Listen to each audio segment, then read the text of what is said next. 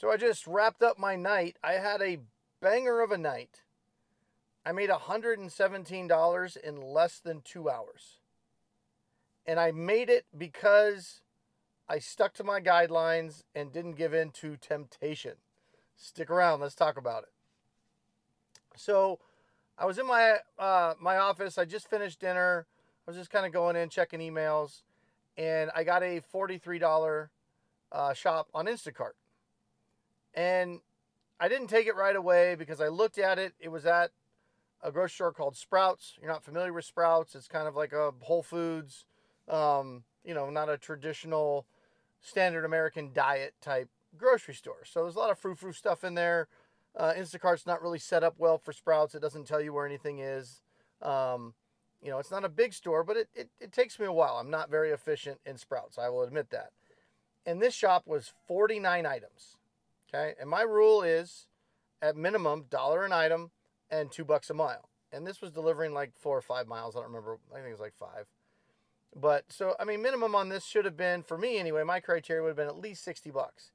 And honestly, a 49 item shop in Sprouts, I could see it taking me 2 hours by the time I left my house, from the time I left my house to the time I dropped off that delivery at the customer and got back here to the house. I could see it a legitimate taking 2 hours. I know a lot of Instacarters would say that's no way, you're way too slow.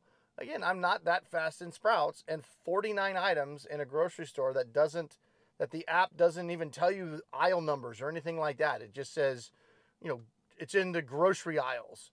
It's in where the dairy is. It's like you're having to look for everything. I'm a lot faster in Sprouts than I used to be, but I'm still not that fast. It could easily take me, on average, 2 minutes an item. With Sprouts, for some reason, you can't use self-checkout, nor would you really want to with 49 items.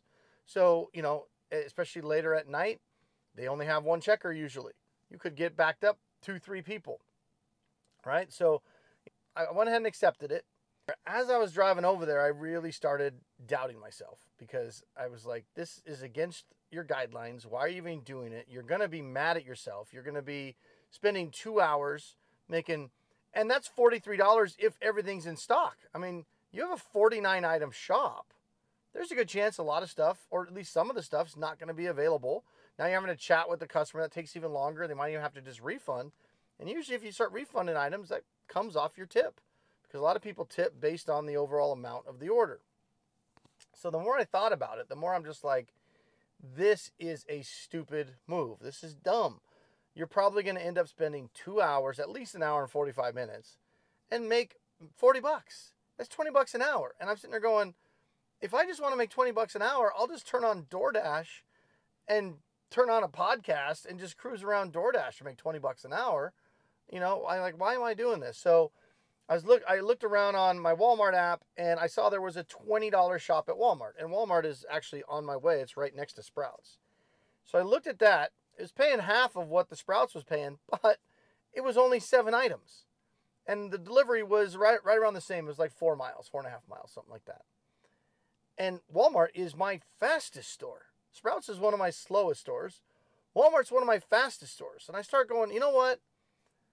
For $20, which is half of what Sprouts is paying me, I'll be in and out of that Walmart in 7, 8, 9 minutes. Like loading my car up, less than 10 minutes after getting out in the parking lot.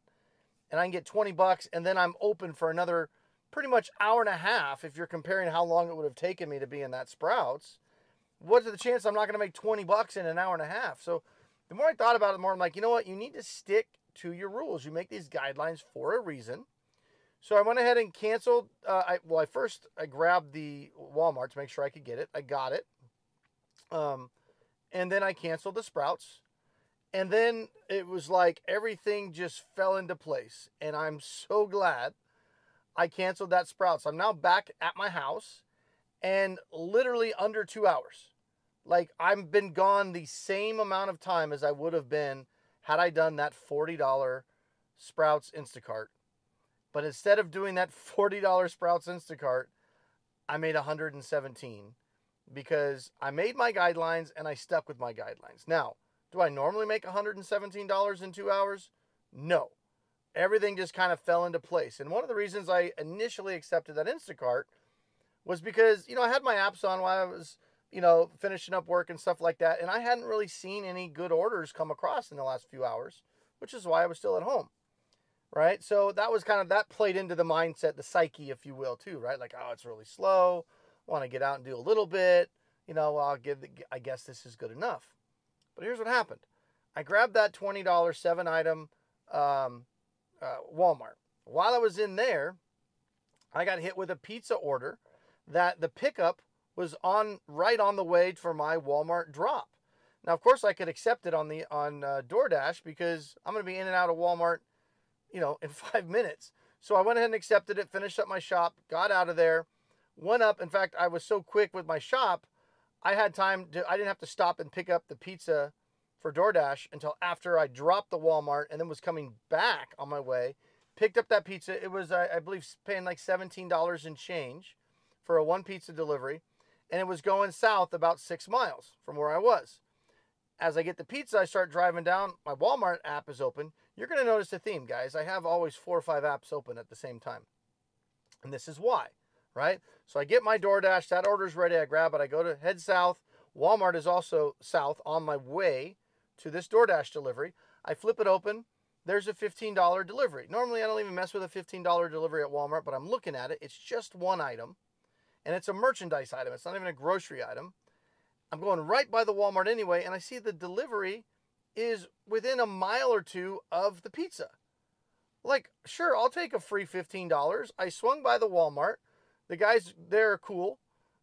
They see my name. They get my stuff out really fast. I've been to lots of different Walmarts in the Phoenix area, and mine, I love the guys there. They're awesome, and the gals too. But they're quick. I'm not sitting there waiting forever. They brought it out literally before I got out of my car. He's already bringing it out. Put it in the car, scanned it, good to go. Headed down, dropped off the pizza. So I got $20 for the Walmart order. I got 17 and change for the DoorDash. I got $15 for the Walmart delivery. And after I drop off that pizza, I'm getting ready to head to the Walmart delivery. I get hit for a $45 Instacart for 4 items at the Safeway that's 2 miles away from me. And then I look and I see the delivery of those items for the Instacart is actually in my neighborhood, which is only about 1.5 miles away from that Walmart delivery. Now, again, the Walmart delivery is super flexible. It's not even grocery. There's no, cancellation time on it or anything like that. It's a merchandise item. It was like a wicker basket or something. So, hey, that wicker basket can sit in my car. I'm going to go do this $45 shop. It was a nice bottle of wine, 2 bottles of gin, and some tonic water.